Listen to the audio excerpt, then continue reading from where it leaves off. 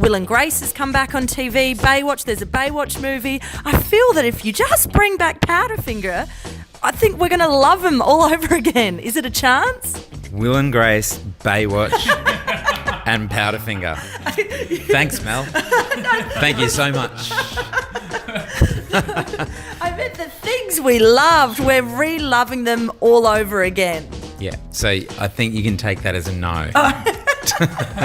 Damn, Trav. Can you believe that the journey from the mid-90s has taken you to where you are today? No, actually, it's when you think about it like that. But like I said, I don't think about these things very often, but when they're pointed out to me, it's pretty incredible that thinking that Double Allergic is 21 years ago and that since then I've probably made 10 more albums. I mean, it's incredible. And it's really fun, like just looking at some of the photos and looking back at the stuff that we were doing at the time and haircuts and pants. Wow. Well, you're rocking a pretty mad haircut now. And thank you for wearing pants. Yeah, no problem. I'll just put them on again now, Mel. Yeah, I mean, yeah, my mother wouldn't agree with you about my hair.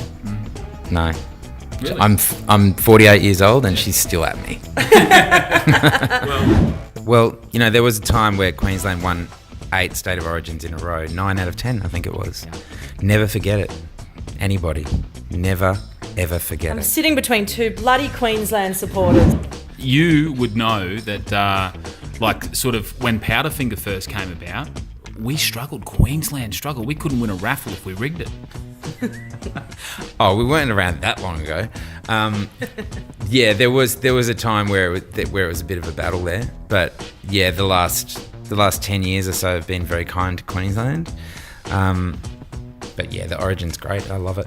See, this is the problem though, because you're performing, do you see that as work when really you probably just want to be sitting there with a few beers watching the game? Yeah, it's a bit of a mix of both. Hopefully I will be watching the game. That's very much the idea, yeah. Isn't it a pity? Like, where did that come from? Choosing a single is a bit of a tightrope walk because in some ways it's an ad for your advertisement for your record so that you bring attention to it. And you may want it to represent what is coming, or it might just be the catchiest thing and you want people to click their fingers and whistle along. So you're never really quite sure. And we actually had 3 or 4 songs that we were kind of throwing up in the air and trying to work out which one we would release, which is a good problem. But it kind of depends on what you're trying to do as well. But isn't it a pity? Is kind of a soul song, I guess. That's a soul song played by an acoustic rock band. What's the second single going to be? I don't know yet. Oh, come on. If I could get to the other side of the couch, I'd twist your arm. I couldn't tell you exactly what it is, but I think it's likely to be a song called America, Glamour and Prestige. Oh, that sounds fabulous. What is that about? Exactly what it's... Oh, no, sorry, I just got back from America and I'm like... And she's like, I know. Prestige. It's exactly not what you're thinking. It's about when I first went to America and how I was equally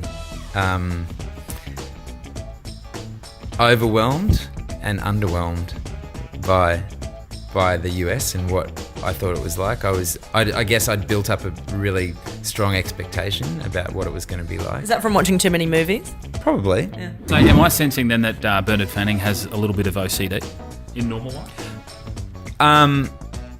I possibly do, but it's definitely with regard to writing. Oh, you're not folding your jocks 4 times over and putting them in orders in your drawer? No, I think my wife would love that if I had OCD in real life. But no, I don't really. I'm not the tidiest person in the world or anything like that. But work-wise, no question. I'm very particular about what ends up in a song.